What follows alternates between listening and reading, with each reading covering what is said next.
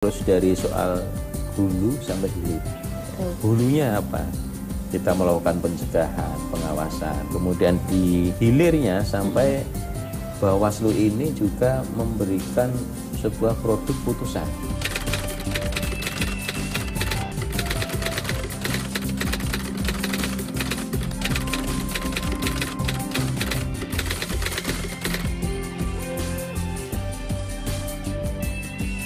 Kami berdua lembaga KPU dan Bawaslu itu terkait dengan kode etik dijaga, diawasi oleh namanya DKPP untuk menjaga integritas, netralitas, dan kehormatan sebagai penyelenggara pemilu.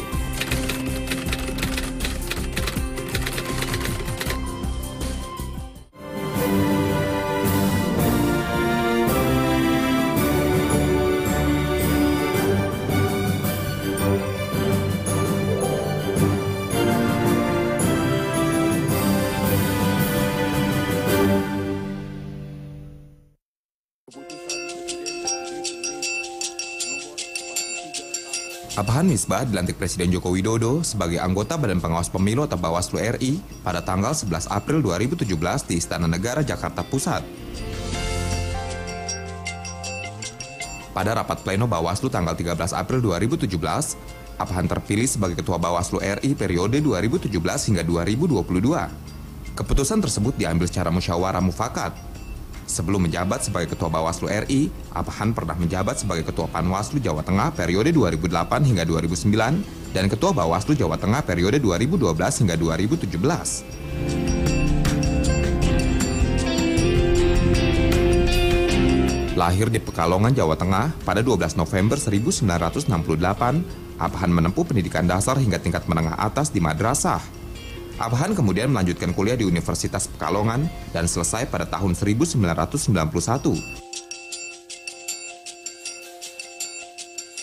Yang dilanjutkan mengambil Magister Ilmu Hukum di Universitas Sultan Agung, Semarang, Jawa Tengah. Sempat menggeluti dunia advokasi sejak tahun 1992, Abhan justru memilih untuk menjadi wasit dalam penyelenggaraan pemilu. Abhan Misbah kini memiliki tanggung jawab untuk mengawasi seluruh proses pemilihan umum agar berjalan baik dan tidak ada kecurangan, layaknya seorang wasit yang memimpin pertandingan sepak bola.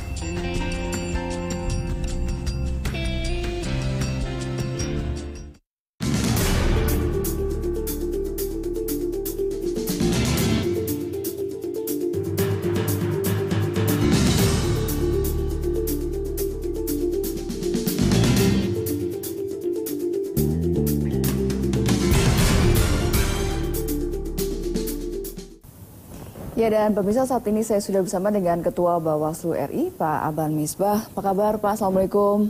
Waalaikumsalam warahmatullahi wabarakatuh. Alhamdulillah, baik. Baik ya. Apa kesibukannya saat ini terkait dengan kegiatan pemilu, pilkada? Kami sebagai penyelenggara pemilu, khususnya di pengawas pemilu, saat ini memang sedang sibuk untuk mengawasi seluruh tahapan di pemilu. Saya kira tahun ini ada dua event besar, yaitu Pilkada Serentak 2018 oleh 171 daerah dan juga bersamaan dengan tahapan pemilu nasional atau pemilu legislatif dan pemilu pilpres dan wakil presiden yang akan digelar pada tahun 2019, tetapi tahapannya sudah dimulai. Jadi saya kira kami sebagai penyelenggara pengawas pemilu ini ya kesibukannya double ini mengurusi pengawasan pemilihan pilkada dan sekaligus persiapan untuk pemilu di 2019. Tantangan dan kesenangannya apa sih, Pak? Nih kalau bicara mengenai profesi sebagai Ketua Bawaslu. Saya melihat bahwa ini adalah sebagai pilihan ya saya. Ya. Memang sebelumnya saya pernah di dunia hukum juga, di lawyer, advokat.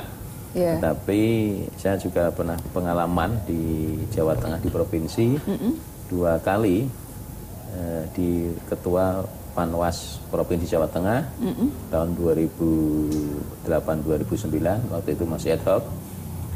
Kemudian tahun 2012 sampai 2017, saya alhamdulillah mendapat amanah lagi sebagai Ketua Bawaslu Provinsi Jawa Tengah. Dan tahun 2017 tepatnya April, saya alhamdulillah kepilih mendapat amanah untuk mengemban tugas di tingkat nasional sebagai Ketua Bawaslu RI. Dan mengalahkan ratusan kandidat kalau tidak salah ya. Iya, waktu itu hampir 300-an, pendaftar hampir 300 lebih lah itu. Akhirnya mengerucut pada sekarang ini yang kami berlima sebagai tim Bawaslu RI. Oke, apa yang membuat Bapak ini tertarik dengan dunia politik, bahkan lebih spesifik pada pemilu gitu? Padahal kan backgroundnya lebih sebagai advokat begitu, pengacara hukum. Saya melihat ini bahwa tugas-tugas di pengawas pemilu ini banyak bersinggungan dengan persoalan hukum. Jadi kan bahwa pengawas pemilu ini memang fungsinya multifungsi. Jadi pengawas pemilu ini mengurus dari soal hulu sampai hilir. Ya. Hulunya apa? Kita melakukan pencegahan, pengawasan, ya, kemudian melakukan penindakan. Ya. Kemudian di hilirnya sampai Bawaslu ini juga memberikan sebuah produk putusan dari sengketa proses. Jadi sengketanya proses ya? Ya, jadi ada sengketa proses, ada sengketa hasil. Kalau sengketa hasil memang itu kewenangan di Mahkamah Konstitusi. Nah, tapi kalau sengketa terjadi dalam proses pemilihan maupun pemilu, itu ada yang menjadi kewenangan pengawas pemilu. Baik, ini pengawas pemilu kan ada. Kami tertarik bahwa karena saya sebagai di dunia lawyer, ini persinggungan soal hukum. Soal penegakan hukum itu juga bagian dari keseharian saya ketika di dunia atau ketika itu. Baik. Nah, ini mungkin pemirsa juga masih ada yang bingung antara ada Panwaslu, ada Bawaslu begitu.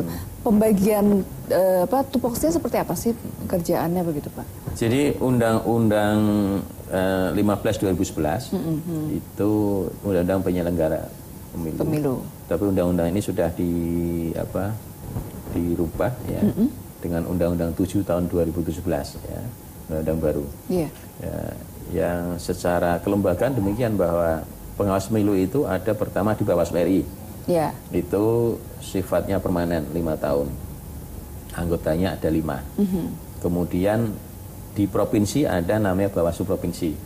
Itu lembaganya permanen. 5 tahun juga. 5 tahun juga. Nah, amal Undang-Undang 7 nanti Bawaslu Provinsi ini semula jumlahnya cuma anggotanya 3 masing-masing provinsi. Nanti selambat-lambatnya tanggal 16 Agustus 2019 ada perubahan penambahan jumlah anggota.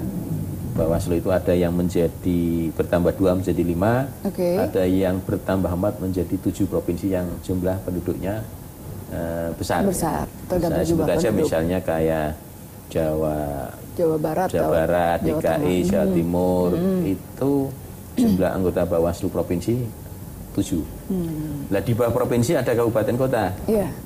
Saat ini namanya Panwaslu Kabupaten Kota atau Panwasle. Ini memang sifatnya ad hoc. Jadi hanya dibentuk ketika ada tahapan pemilihan maupun pemilu. Tetapi pasca diundangkannya Undang-Undang 7 tahun 2017, nanti Panwaslu ini akan menjadi Bawaslu Kabupaten Kota. Nanti permanen 5 tahun seperti Bawaslu Provinsi dan Bawaslu RI. Ini bedanya antara Panwaslu sama Bawaslu itu sifat permanen atau ad hoc. Kalau ad hoc namanya Panwas, kalau permanen dinamakan Bawaslu. Nanti tanggal 16 Agustus Panwas akan menjadi Bawaslu Kabupaten Kota. Anggotanya juga bertambah. Kalau saat ini Panwas anggotanya 3. Nanti akan berubah menjadi 5. Ada yang tetap 3 juga yang penduduk kecil gitu kan.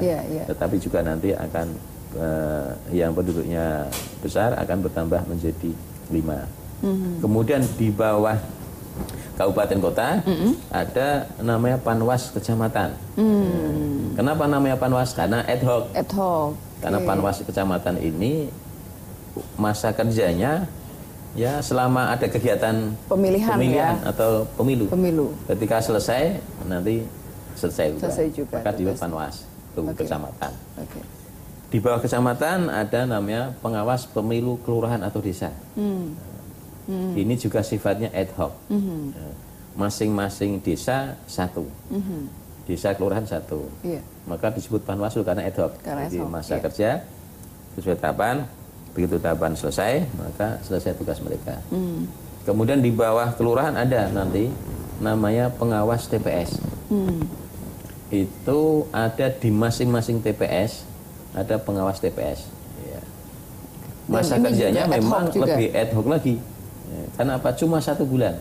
Oke, karena Jadi, menjelang pemungutan suara. Jadi dibentuk 23 hari sebelum hari pemungutan, Ya. kemudian berakhir 7 hari setelah pemungutan. Jadi masa kerjanya cuma 1 bulan. Itulah saya kira kelembagaan kami dari RI sampai pada ke bawah ya, sampai TPS ya. TPS itu akan ada.